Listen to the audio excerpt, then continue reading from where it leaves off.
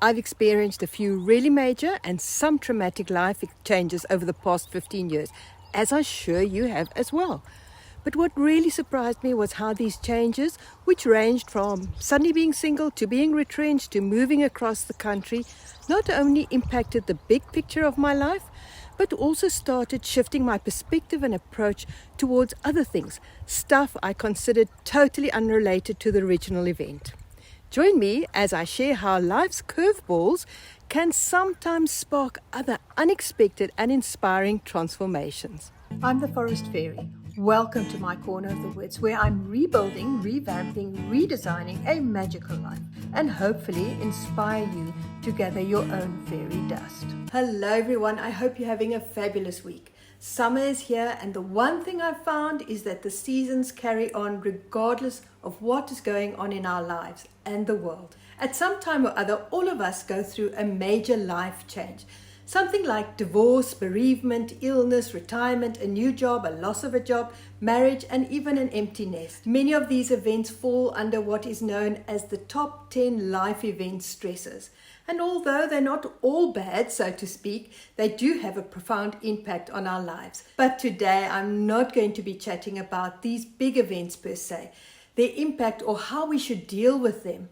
Rather, I'll be sharing the ripples these events subsequently cause in unexpected areas of my life. The ripple effect, or as it's also known, the butterfly effect, is a phenomenon coined by Professor Edward Lorenz in the early 1960s. It's the understanding that the smallest of actions or choices in your life could have drastic ripple effects and far-reaching consequences. Now, major life events are hardly small actions or choices, more like huge rocks being dropped in water, creating waves and then eventually ripples. But it's those ripples that are incredibly impactful in both deep and superficial areas of my life. And it is with the understanding that life events each have their own sphere of influence and touch different things and don't necessarily begin immediately after the event, but sometimes later once the worst of the proverbial dust has settled. I'll be sharing 3 life changes that rippled into 9 areas, and just maybe you'll be able to start recognizing what events in your life caused changes in unexpected areas. Many years ago, I suddenly became a soloist after 25 years of marriage, and as I mentioned in a previous conversation, the solo life has its benefits and challenges and risks. Africa is in our blood. And as a family, we crisscrossed Southern Africa to explore the diversity and beauty that it offers. Family get-togethers took us up into Malawi, where the kids swam in the beautiful Lake Malawi. Camping jaunts took us into Botswana, where we explored the Moremi Game Reserve, marveled at the mighty Victoria Falls, and watched a herd of elephants cross the Zambezi River, only their trunks above water. But once a soloist, most of the family had left Malawi, most of the camping gear was disposed of, and the children far and away. So there I was, trying to figure out what a holiday would look like for me henceforth, and the idea of soul-soothing and soul-stretching adventures was soon born. But I've also realized adventures such as a birthday celebration in Barcelona, a soul-soothing retreat in Bali, and a soul-stretching trek in Nepal are my type of holidays. Things I had to really plan and save for. Since COVID, they've been more local, but I'm sure the Adventure Fairy has thrown some dust in my eyes as they're beginning to sparkle again at the thought of going somewhere. Another area which was strongly influenced when I became a soloist was our family traditions. Many fell away while I made a point of replacing some with new traditions. It was tradition to sit at our table for supper. Sundays were a core family-only day so that everyone could recharge for the week ahead. Now my supper is still at the same table, but I'm solo, so it's peaceful and a mindful practice. While Sundays are still for recharging, but a lot more flexible and usually involve some kind of outdoor activity and social meetup. We never really did the Christmassy thing of decorations and lots of presents, but I've come to realize that my children, despite being adults, love the festiveness and anticipation that a decorated Christmas tree and the Secret Santa gift exchange evokes. So while I for sure don't go overboard, I inherited and have gathered beautiful decorations for both my small and larger tree. Have you had to let go of certain traditions or replace some with new traditions of your own? The theme, aka decor, of our home generally reflected our travels in Southern Africa and our love for the bush, but it was also the one area that changed 180 degrees when I became a soloist.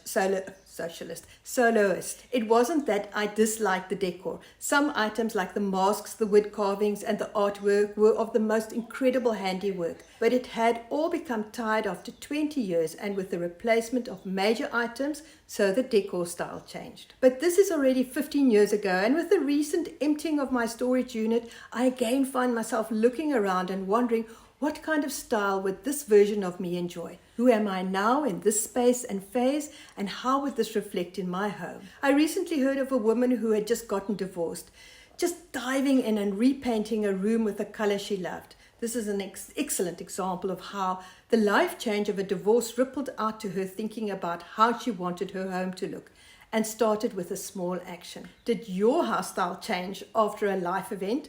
Maybe it was like me due to downsizing. I loved working in corporate until I didn't, and the universe decided it had another path for me. I had basically just started working for one of the largest retail companies in the country when COVID hit, and we were all retrenched. This, plus the fact that my mom was getting frailer, propelled me to move to the Overberg. I had expected to be able to continue earning the nice salary by consulting remotely. I was quite good at my job and I had a few connections, but I soon realized not enough, and being a woman of a certain age, 59 to be precise at that time, did not help at all. I did have one incredible offer, but it meant moving back, and I just didn't have the heart to tell my mom I would be leaving less than a year later. While this company and a few others continued to include me in their wonderful and interesting ad hoc projects, I still needed to supplement with additional income. This in itself was and continues to be an adventure as new possibilities open up and extreme out-of-the-box thinking is required. There are so many exciting possibilities out there. While a lot of them are via the internet, unique opportunities can be created by using your old skills or learning new ones in ways you never considered. Yes, it will be very different to how we used to earn, but I encourage you to just start exploring and researching. Finding my purpose was a lot like the movie Finding Joe, which I'll link below. I realized that I wanted to link the new income streams to a purpose. So I went on a quest to find and define my purpose again. I would like to tell you that it just took a few conversations with God, so to speak, a heavenly light bulb moment, and voila, I knew what my purpose was and how it would play out. Not so much. It took a few years of intense conversations, meditating, praying, and finally eavesdropping on a conversation and the flood for not one but several light bulbs to light up. I knew what my purpose was and how it could play out, but there was a slight challenge, in fact several. I knew zero about the industry and had no skills for it whatsoever, which then led me to my next ripple effect. I began upskilling myself at a tremendous rate. These conversations are a large part of my new venture and purpose, but it has required discipline and consistency in learning how to have a conversation with you. The technical stuff. The second most gratifying thing, the first being able to chat to you, is that I've realized we are never too old to learn, do new things, push our boundaries, level up, rise up, however you may see it. Yes, it's not easy, as I've attended numerous courses and workshops, watched countless YouTube videos, and doubted myself and my purpose on more than one occasion. But I'm sticking to it, learning every day and enjoying it, making it fun. So go out there, look around, find your purpose. It may be packaged very differently to what you expected. Another good example is a cousin of mine who had always worked in IT, but when she retired, she started painting with no skills and is now, a couple of years later, a profound artist. I love to liken my moving across the country to the dropping of a smooth pebble in a cool pond, as water is my sacred element,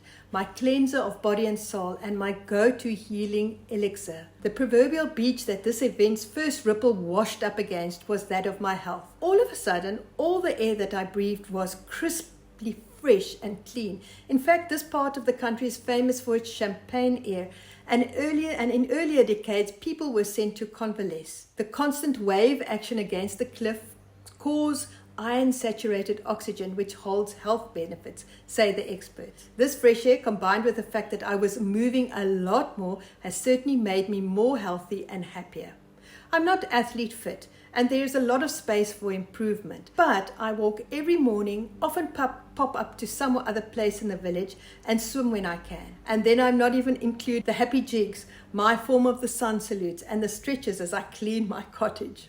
I'm still amazed at how quickly I became part of this community, mainly because of dear neighbours making it their mission to introduce and include me. I'm by no means very involved or out and about lately, but I'm able to wave at most of the people I pass, call up someone for a coffee, or have a few friends around occasionally. This is like 100 times more social than I used to be in the city.